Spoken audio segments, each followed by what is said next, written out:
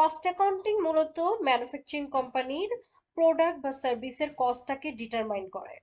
দেন দ্বিতীয় অবজেক্টিভ হচ্ছে cost accounting মূলত সেই প্রোডাক্ট এবং সার্ভিসের যেই কস্ট হয় সেই কস্টটাকে কন্ট্রোল করে থাকে বা রিডিউস করে থাকে। আর থার্ড থিংস হচ্ছে কস্ট অ্যাকাউন্টিং হচ্ছে ইন্টারনাল ইউজারদের ইনফরমেশন প্রোভাইড করে ডিসিশন মেকিং পারপাসে।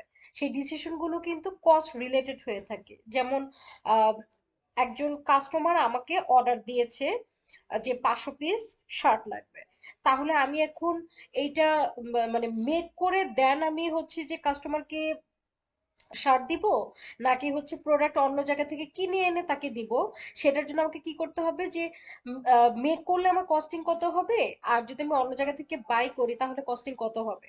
দেন আমি দুইটার কস্টিং যেটা তুলনামূলক কম হবে সেই অনুযায়ী হচ্ছে কিন্তু আমি কাজটা করব, যে আমি মেক